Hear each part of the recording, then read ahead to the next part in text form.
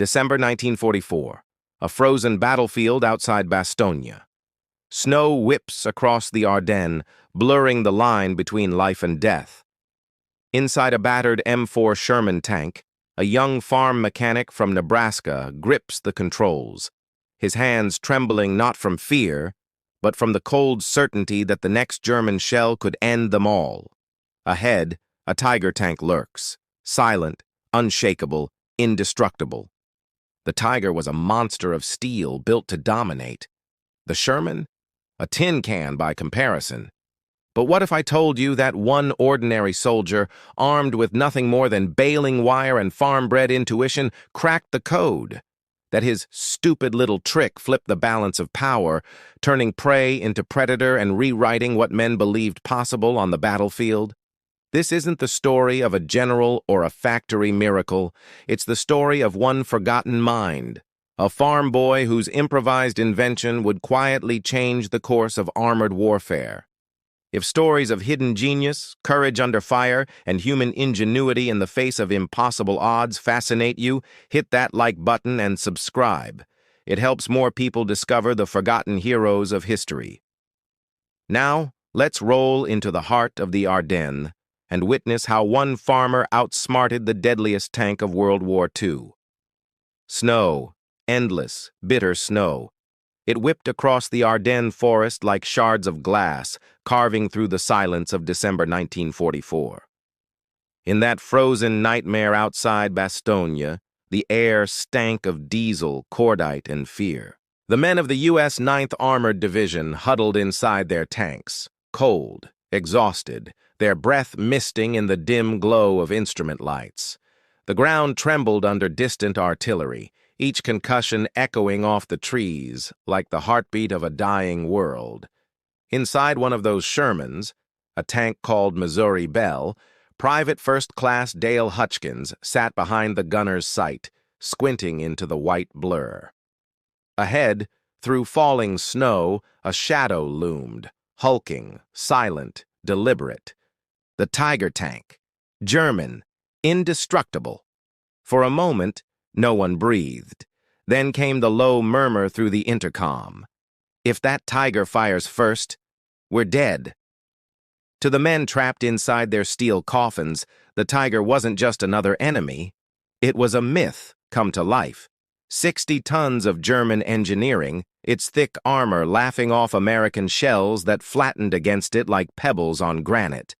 The Tiger's 88mm cannon could pierce a Sherman at a mile's distance, often before the Americans even saw where the shot came from. The Sherman's own 75mm gun? It might as well have been a toy. The doctrine was simple. Avoid frontal engagement. Flank it, call air support, or pray. But in the frozen woods around Bastogne, there was no air support, no reinforcements, and nowhere left to run. The winter sky was grounded, the roads clogged with snow and wrecks. Every Allied tanker knew the odds. A Tiger spots you, you die. Courage didn't matter. Training didn't matter. Physics decided who lived. For Hutchkins, those equations of death didn't sit right. Back home in Nebraska, he'd spent his life fixing broken tractors, bending stubborn metal to his will. He wasn't a soldier by nature, more thinker than fighter, but he understood machines. And as the days dragged on, he noticed a pattern in their defeats. The problem wasn't just power, it was precision. The Sherman's sights lacked the fine adjustment needed for repeated accuracy. Every missed shot was guesswork, a prayer in the fog. The Tiger could hit with mathematical precision. The Sherman fired blind. And in that bitter cold where seconds decided survival, blind shots were a death sentence. Hutchkins watched friends die that way, tanks burning, hatches jammed, men screaming for help that never came. Something inside him began to turn. A restless thought, quiet but persistent. There had to be a way. The winter of 1944 was more than a season. It was a crucible. Machines froze, weapons jammed, and men cracked. But from that misery, strange kinds of brilliance emerged. Some called it desperation, others ingenuity. To Hutchkins, it was survival. While generals drew arrows on maps miles away, men like him were forced to invent solutions in the mud and snow. Every battlefield innovation began the same way, not as an order, but as a question. What if? What if steel could be tricked? What if the impossible just needed a new angle? In that blinding storm outside Bastogne, the farmer's mind began to work, not as a soldier bound by manuals, but as a mechanic who understood that even the hardest metal breaks under the right kind of pressure. The story that would follow, of wire, fire, and a spark of impossible courage, would turn one ordinary man into an unlikely legend of war. War has a way of exposing imbalance. By the winter of 1944, the Allied tank crews knew it better than anyone. They fought in Shermans, fast, simple, and mass-produced machines meant to win wars through quantity, not dominance. The Sherman wasn't built to duel the Tiger. It was built to outnumber it. For every German tank that rolled off the assembly line, 10 American Shermans followed. But that math meant little on the battlefield. Against the Tiger's thick armor and long, bone-piercing 88mm gun, Shermans were little more than targets. Crews joked bitterly that their tanks burned so easily, the Germans called them Ronsons, like the cigarette lighters that lit every time. Behind the humor was fear. Each engagement with a Tiger felt like stepping into a duel where the outcome was already written. The Tiger was the ultimate predator, a fortress of metal and precision. Its armor was nearly 4 inches thick in places, forged from hardened steel that could shrug off direct hits. Its optics were crafted with such clarity that German gunners could spot and destroy targets at ranges Allied crews could barely imagine. Inside, the air smelled of oil and cold iron, machine perfection at its deadliest. The Sherman, by contrast, was built for mobility and speed. It could cross rough terrain, repair quickly, and move in packs. But alone, it stood no chance. A Tiger could sit a mile away, pick its targets one by one, and tear through Shermans like paper. The Americans called them Big Cats, but the nickname carried more dread than respect. Facing one meant gambling with seconds. Whoever fired first lived. But the Tiger's power came with a price. It was slow, heavy, and plagued by maintenance nightmares. Every mile risked a breakdown. Every hill was a strain. The Sherman, for all its flaws, had one unmatched advantage. It kept moving. And in war, movement was life. The U.S. Army's strategy leaned into that truth. Overwhelm through numbers, flank through mobility, and call in air support when possible. The problem was, in the fog and snow of the Ardennes, air power was grounded. Movement meant exposure, and exposure meant death. Crews had to fight head-on, something every manual told them never to do. But manuals don't matter when you're trapped in the forest, outgunned, outmatched, and freezing to death. In those conditions, courage became a kind of madness. Young men climbed into tanks knowing most wouldn't come back. They joked louder to silence the fear. They painted names on their turrets, Missouri Belle, Lucky Strike, Hellcat, as if names could charm away the inevitable. The truth was harsher. The Tiger was a machine of superiority, and the Sherman was a machine of hope. Hope that teamwork, luck, or sheer human will could make up for steel's shortcomings. That winter, hope ran thin. Yet it was in that hopelessness that the seeds of change began to grow, not in a general's office or a weapons lab, but in the hands of a quiet Nebraska mechanic who refused to accept that his tank was destined to die first.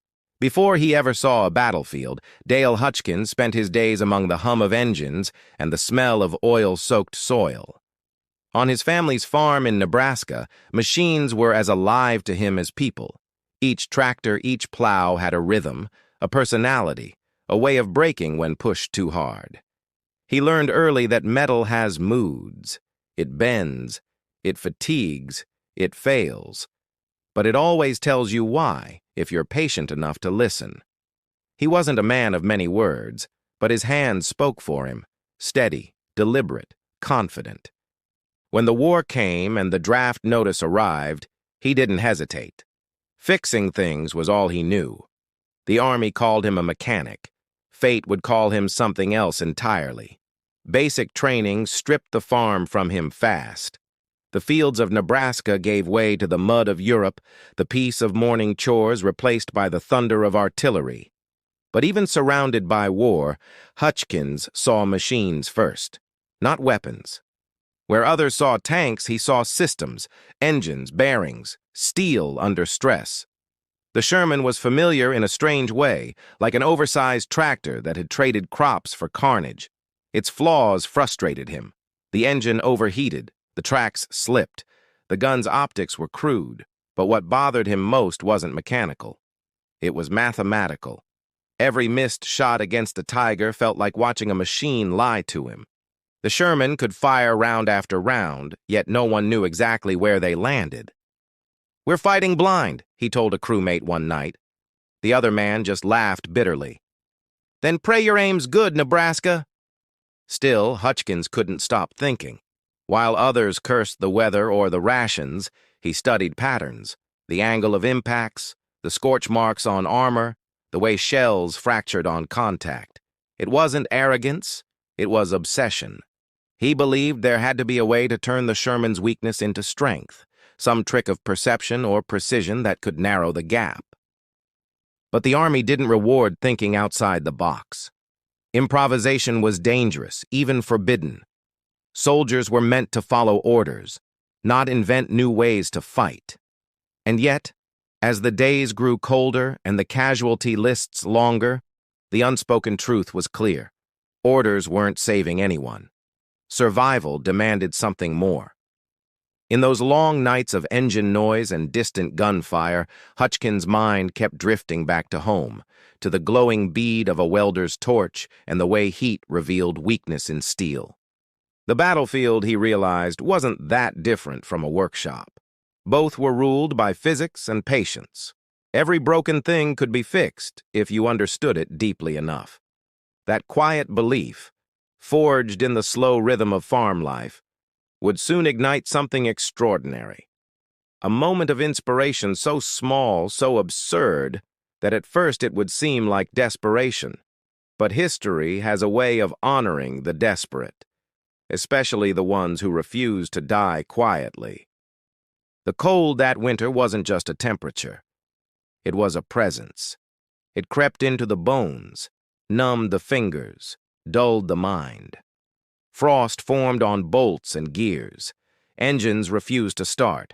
Men slept beside their tanks, their breath freezing against metal hulls. For Dale Hutchkins, every morning began with the same ritual, coaxing life into machines that wanted to die. But on one of those mornings, December 16, 1944, something different happened. He crouched beside the Sherman's gun mantlet, wiping snow and grease from the barrel, when he noticed the faint scorch pattern from the last shot. It wasn't just random. It was consistent. The heat had traced lines across the armor, faint but visible, like a map of where the round had gone. And then, somewhere in that frozen haze, a connection sparked. What if he could see every shot? What if he could measure the invisible? That thought consumed him. Inside the cramped belly of the tank, he began sketching with a piece of chalk on the gun shield. Crude lines, intersecting marks, angles. The others watched in silence, half amused, half curious. "You making art, Nebraska?" his commander, Sergeant Cordell, asked. Hutchkins didn't look up. "No, sir. Just thinking." In his mind, he pictured his father's welding torch, the way heat revealed weakness, how glowing metal could show you exactly where to strike next.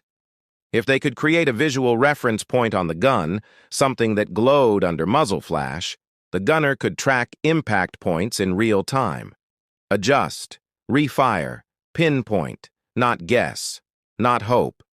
It was simple, almost stupidly simple, but the best ideas always are. That night, as the wind howled and snow blanketed the Ardennes, Hutchkins scavenged through a supply crate until he found what he needed: 4 thin lengths of baling wire. He welded them carefully in a cross pattern around the gun's barrel: upper left, upper right, lower left, lower right. When the gun fired, the muzzle blast would light up the wires for a fraction of a second, creating a glowing frame, a reference grid for aim correction.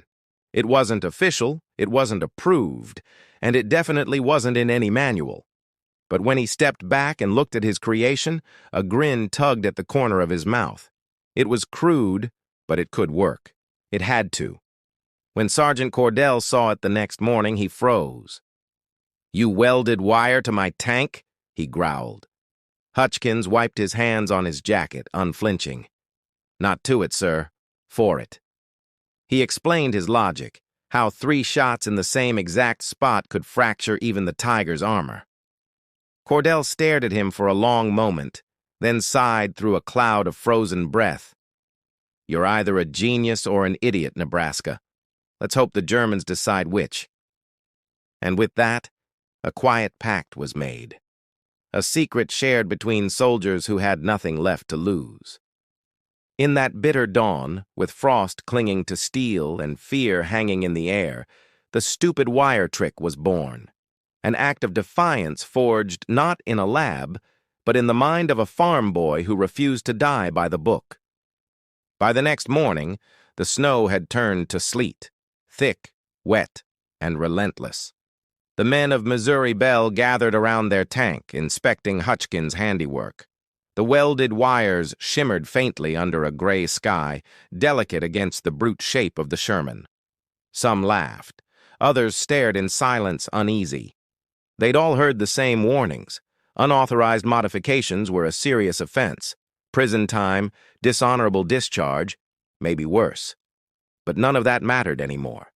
The battlefield was littered with burned-out Shermans, their crews buried under snow and twisted steel. "What's the Army gonna do?" Cordell muttered. "Court-martial us posthumously?" The men chuckled, a dry, bitter sound, and climbed aboard. Rules were written for those who planned to live long enough to follow them. That day, the fighting was close.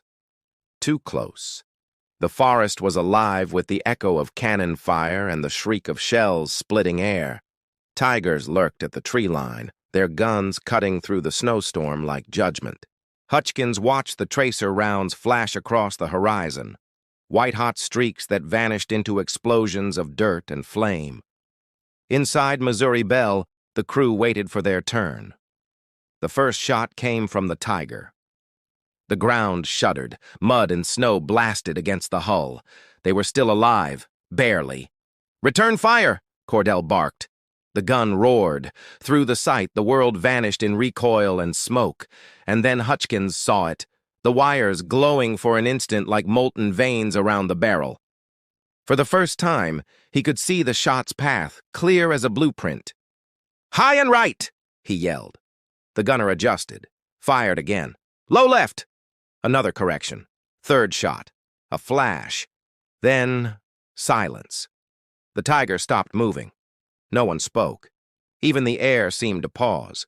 The Tiger's turret sagged, a thin line of smoke curling from its hatch. They'd done the impossible. A frontal kill. 3 shots, same spot. Fracture, penetration, destruction. The crew stared at each other in disbelief. Blake, the gunner, finally broke the silence. "Farmer science, huh?" Cordell exhaled, a stunned grin creeping across his face. "Remind me to never doubt a guy with a welder." The victory was more than a miracle. It was proof. Proof that precision could outthink power, that improvisation could defy engineering. In a single frozen afternoon, one farm boy's defiance rewrote the rules of tank warfare. But victory came with danger of another kind. Word spread fast, faster than any command approval could catch. Other Sherman crews started copying the design in secret, welding their own wire grids when officers weren't looking. It was an open secret, passed through whispers, torchlight, and shared desperation. Everyone wanted the farmer's frame. Some officers called it reckless. Others called it genius. The truth was somewhere in between. But for the men fighting in the snow, it didn't matter what the rule book said. What mattered was survival, and survival now had a new shape. 4 glowing lines of wire cutting through darkness and fear alike. The dawn that followed was unnaturally still. Snow muffled every sound, turning the Ardennes into a ghost world of white and gray. Inside Missouri Belle, breath fogged the air as the crew waited, tense, half awake, nerves wound tight enough to hum. Then, through the haze, came that unmistakable growl, the deep-throated rumble of a tiger's engine. It wasn't close yet, but you could feel it, a vibration that crawled through the ground and into the chest. Cordell's voice came low and steady. "Eyes up, boys. Nebraska, you ready?" Hutchkins didn't answer. He was already leaning into the sight, thumb brushing the trigger switch, heart hammering. The tiger appeared like a ghost through the snow, huge, dark, deliberate. Its gun turret turned slowly, hunting. For a heartbeat, the world shrank to 2 machines, 2 wills, 1 shot that would decide which lived. "Target front!" Cordell snapped. "Fire!" The Sherman's cannon thundered, kicking the tank backward. Through the smoke, Hutchkins saw the wires flare, red for a blink, and the round sail high and right. "Adjust!" he barked. The second shot went low left. The tiger fired back. Its shell screamed past, close enough to rock Missouri Belle and shower them in dirt. For a moment, everything blurred, noise, heat, panic, but Hutchkins' voice cut through. "Hold steady. Same mark. Fire again." The third shot roared. A second later, the tiger shuddered. A thin jet of smoke erupted from its front plate, followed by a dull internal boom. Its turret froze mid-turn. Silence. Then a cheer. Raw, disbelieving, animal. They'd just witnessed the impossible, a Sherman killing a tiger head-on. Outside, the air smelled of burnt metal and cordite. The crew climbed out, boots crunching on frozen mud, staring at the wreck that had haunted them for months. It didn't look invincible anymore. Hutchkins stood a few paces away, face pale from the cold, eyes fixed on the smoking hulk. He wasn't smiling, just watching, absorbing, understanding. It wasn't luck. It was alignment, calculation, control. His wires had turned chaos into precision. For the first time since he'd landed in Europe, the war felt winnable, not because of firepower, but because of human ingenuity. Behind him, Blake laughed breathlessly. "You realize what we just did?" Hutchkins nodded slowly. "Yeah," he murmured. "We made a tiger bleed." Word spread like wildfire. By nightfall, crews across the 9th Armored Division were welding wires of their own, copying the farmer's grid. They traded scraps of baling wire like gold, sneaking modifications between skirmishes, each new grid a quiet act of rebellion. When the next battle came, the results were staggering. Faster targeting, tighter groupings, fewer missed shots. Tigers that once slaughtered Shermans now burned under their fire. The equation had flipped, not through new technology, but through insight born of necessity. And somewhere in that frozen corner of Belgium, amid the wreckage and the smoke, a simple truth had revealed itself. Even the most indestructible machine is vulnerable to the mind that refuses to surrender. By the next week, the frozen woods of Belgium buzzed with rumors. Crews whispered about the tank that had killed a tiger from the front, the impossible feat everyone had sworn couldn't happen. Some dismissed it as a fluke, a lucky shot, but others, the ones who'd seen it, knew better. They talked about glowing wires, precision firing, and a farm boy who'd bent the rules and survived. Soon, bits of scavenged wire began appearing on other tanks, tent supports, communications cable, even stripped electrical leads. Each crew added their own variation, some tighter grids, some welded rings. But the idea was the same. The farmer's grid, they called it. Unofficial, unapproved, unstoppable. The change on the battlefield was immediate. Shermans that once hesitated now fought with purpose. Engagement times dropped dramatically. What used to take 6 or 7 blind shots now took 3, sometimes 2. The gunners began to trust their tanks again. A strange thing happened in those weeks. Confidence returned. Fear, that silent killer that had lived in every man's gut since the first Tiger sighting, started to fade. "You got the grid?" became a common question before battle. Not "you ready?" but "you got it?" One tanker later wrote in his diary, "If you didn't have the farmer's grid, you were naked." It wasn't bravado. It was faith, not in armor or command, but in one man's stubborn will to survive. But the more Shermans adopted the modification, the more attention it drew, not just from the enemy, but from within. Commanders began noticing that some units were suddenly winning engagements they used to lose. Kill ratios flipped. Reports described improved gunnery under adverse conditions. No one could explain why. Maintenance officers started tracing the pattern, following whispers that led to a single tank in the 9th Armored Division, the one marked with faint scorch lines around its barrel, the one whose gunner didn't miss. Word reached headquarters, and curiosity turned to concern. Unauthorized modifications were still a punishable offense. Yet the numbers didn't lie. Something was working, something that no official doctrine could account for. By December 20th, 14 Shermans in the division had copied Hutchkins' design. They moved through the snow like hunters now, no longer prey. In their next engagement, 8 Tigers burned for the loss of only 2 American tanks, a reversal that defied logic, training, and probability. Soldiers began calling Hutchkins Doc Steele, a nickname he hated but couldn't shake. He wasn't chasing glory. He was chasing survival. And though his name never made it into the official reports, his idea spread far beyond Bastogne. Across the Western Front, men began welding wire to their turrets in the flicker of generator light, quiet acts of rebellion, sparked by a farm boy's imagination. The battlefield was evolving, not through orders, but through whispers of ingenuity in the dark. When Lieutenant Colonel Crichton Abrams arrived to inspect the 9th Armored Division in early January 1945, the battlefield still echoed with the thunder of armor and artillery. Abrams wasn't the kind of officer who led from maps and meetings. He rode with his men, stood in the mud, and spoke the language of tank crews. He'd heard rumors about the wire trick that was turning Shermans into killers, and he wanted to see it for himself. The soldiers lined up their machines, snow clinging to the treads, exhaust steaming into the frozen air.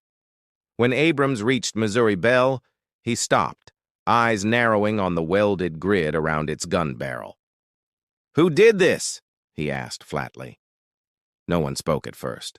Then Cordell nodded toward Hutchkins. "Our gunner, sir." Abrams studied the young man for a moment, grease-streaked, eyes tired but steady, and said quietly, "Show me." The demonstration was quick and brutal. A captured Tiger, disabled and abandoned in a nearby field, served as the target. Missouri Belle fired 3 rounds. Each one struck within inches of the last. The third penetrated clean through the front plate. A perfect kill shot. Abrams watched in silence, arms crossed, breath hanging in the cold. When it was over, he walked up to the tank, running a gloved hand along the glowing wires, still warm from recoil. "You can't teach courage," he said finally, "but you can weld genius." He turned to Cordell. "Standardize this modification across the battalion." No hesitation. No debate. Just orders. For the first time in weeks, the crew allowed themselves to smile. Their rebellion had just been made official, but not everyone was thrilled. The ordnance officers at headquarters balked. Regulations existed for a reason, they argued. Unauthorized field modifications could compromise safety, create confusion, void accountability. They wanted paperwork, procedures, approval chains, things that didn't exist in the middle of a war zone. Abrams ignored them. "My men are alive," he told one colonel bluntly. If you want to argue doctrine, you can do it from the rear. The conflict wasn't just mechanical, it was philosophical. The farmer's grid symbolized everything the military feared: initiative outside the chain of command, innovation born from disobedience. Yet on the front lines, no one cared about bureaucracy. They cared about surviving the next battle. And that simple grid of wire was doing what 1,000 memos never could. Within weeks, Abrams' order spread through the 37th Tank Battalion and beyond. Welders worked through the night, sparks lighting up frozen camps as more tanks received the modification. Hutchkins was promoted on the spot, a quiet commendation that felt more surreal than celebratory. He didn't want rank. He wanted recognition for the idea.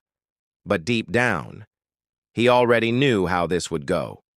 Armies are quick to use brilliance, slow to credit it.